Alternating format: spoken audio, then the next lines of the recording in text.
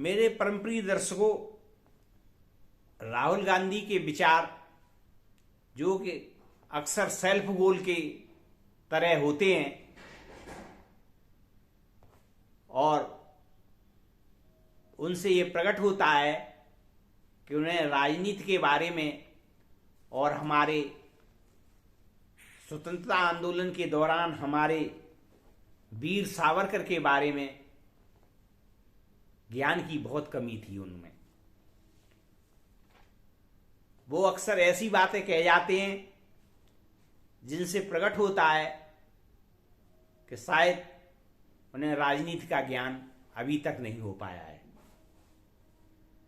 महात्मा गांधी से लेकर इंदिरा गांधी तक सभी सावरकर की देशभक्ति और कुर्बानी के गुण गाते रहे हैं। अब प्रश्न ये उठता है कि सेल्फ गोल क्यों है सावरकर पर हमला। तो इसके बारे में मैं अध्ययन पूर्वक और विस्तार से आपके सामने विचार प्रकट कर रहा हूं। भारत जोड़ो यात्रा के दौरान महाराष्ट्र के 2 स्थानों पर वीर सावरकर के विरुद्ध दिए गए राहुल गांधी के बयान पर बवंडर स्वाभाविक है। राहुल ने पहले वाशिम जिले में आयोजित रैली में सावरकर की निंदा की और जब इसका विरोध हुआ तो अकोला जिले में पत्रकार वार्ता में माफीनामे की एक प्रति दिखाते हुए उन्हें डरपोक तथा महात्मा गांधी और उस वक्त के नेताओं के साथ धोखा करने वाला करार दिया। राहुल के बयान और उनके प्रभावों के 2 भाग हैं। पहला इसका राजनीतिक असर, दूसरा उनके दावों की सच्चाई। दोनों हिस्से पर अलग अलग तरह से गौर करना पड़ेगा। तो सबसे पहले इन बयानों का राजनीतिक असर क्या होगा। एक, राहुल के बयान से उद्धव ठाकरे की शिवसेना और शरद पवार की एनसीपी दोनों असहज हो गईं। दोनों खुद को इस बयान से अलग करने पर मजबूर हुई।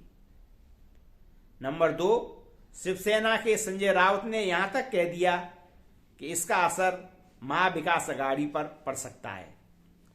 नंबर 3, महाराष्ट्र में भारत जोड़ो यात्रा से जो आ रहे थे उनमें उद्धव वाली शिवसेना, एनसीपी के साथ साथ उन संगठनों और समूह के भी लोग थे जो बीजेपी आरएसएस के विरुद्ध रहे हैं। नंबर 4, महाराष्ट्र में वीर सावरकर के प्रति श्रद्धा और सम्मान समाज के हर वर्ग में है। इनमें बीजेपी और संघ के विरोधी भी शामिल हैं। इन सब के लिए राहुल गांधी ने समस्याएं पैदा कर दी। नंबर 5, आम लोगों में भी उनके विरुद्ध प्रतिक्रिया हुई। बीजेपी विरोधियों के लिए इस यात्रा का राजनीतिक लाभ उठाने की संभावनाएं राहुल के बयान के बाद धूमिल हो गई। नंबर 6, राहुल गांधी और उनके रणनीतिकारों की यह भूल कांग्रेस के लिए महाराष्ट्र में महंगी साबित होने वाली है। अब आते हैं कि माफीनामे की सच्चाई क्या है। राहुल जी बोल रहे हैं कि सच्चाई का एक पक्ष है। आइए इसके विभिन्न पहलुओं पर गौर करें। 1, सावरकर 11 जुलाई 1911 को अंडमान जेल गए और 6 जनवरी 1924 को रिहा हुए। उनको करीब 12.5 वर्ष काला पानी में बिताना पड़ा। नंबर 2, सावरकर ने 1911 से 1920 के बीच 6 बार रिहाई के लिए अर्जी दी, सभी अस्वीकृत हो गई। नंबर 3, राहुल गांधी कह रहे हैं कि महात्मा गांधी को उन्होंने धोखा दिया जब उनकी 6ठी याचिका महात्मा गांधी के कहने पर ही डाली गई थी। गांधी जी ने स्वयं उनकी पैरवी की और यंग इंडिया में रिहाई के समर्थन में लिखा। दरअसल प्रथम विश्व युद्ध के बाद 1919 में जॉर्ज पंचम के आदेश पर भारतीय कैदियों की सजा माफी करने की घोषणा की गई थी। उनसे अंडमान के सेल्युलर जेल में भी काफी कैदी छोड़े गए थे। इनमें सावरकर बंधु विनायक दामोदर सावरकर और उनके बड़े भाई गणेश दामोदर सावरकर शामिल नहीं थे। उनके छोटे भाई नारायण राव सावरकर ने महात्मा गांधी को पत्र लिखकर सहयोग मांगा था। इस अनुरोध पर गांधी जी ने क्या किया, यह देखिए। 25 जनवरी 1920 को गांधी जी ने उत्तर दिया, प्रिय डॉक्टर सावरकर, मेरी राय है कि आप एक विस्तृत याचिका तैयार कराएं जिसमें मामले से जुड़े तथ्यों का जिक्र हो और आपके भाइयों द्वारा किया गया अपराध पूरी तरह राजनीतिक था। मैं इस मामले को अपने स्तर पर भी उठा रहा हूं। गांधी जी ने 26 मई 1920 को यंग इंडिया में लिखा, कई कैदियों को शाही माफी का लाभ मिला है, लेकिन कई प्रमुख राजनीतिक अपराधी हैं जिन्हें अब तक रिहा नहीं किया गया। मैं इनमें सावरकर बंधुओं को भी गिनता हूं।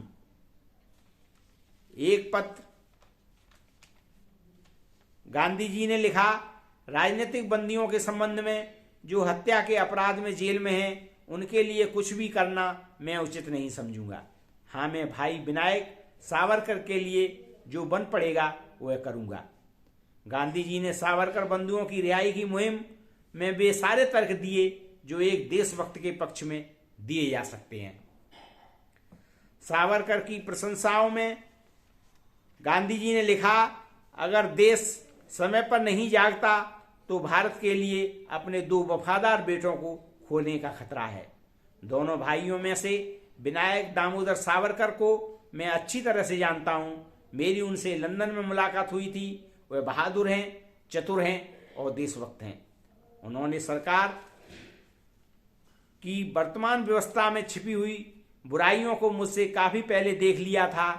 भारत को बहुत प्यार करने के कारण वह काला पानी की सजा भुगत रहे हैं।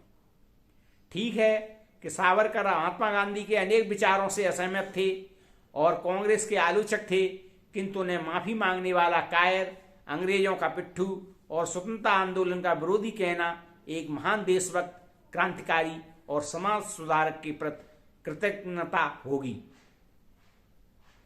ऐसे ही प्रस्तुत किया जाता है मानो दया अर्जी डालने वाले सावरकर अकेले थे।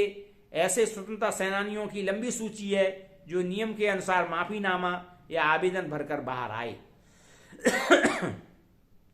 महान क्रांतिकारी सचिंद्रनाथ सान्याल ने अपनी पुस्तक बंदी जीवन में लिखा कि सावरकर के कहने पर उन्होंने अपनी दया याचिका डाली और रिहा हुए। उन्होंने लिखा कि सावरकर ने भी अपनी चिट्ठी में वैसी ही भावना प्रकट की थी जैसी मैंने की, तो फिर सावरकर को क्यों नहीं छोड़ा गया और मुझे क्यों छोड़ा गया।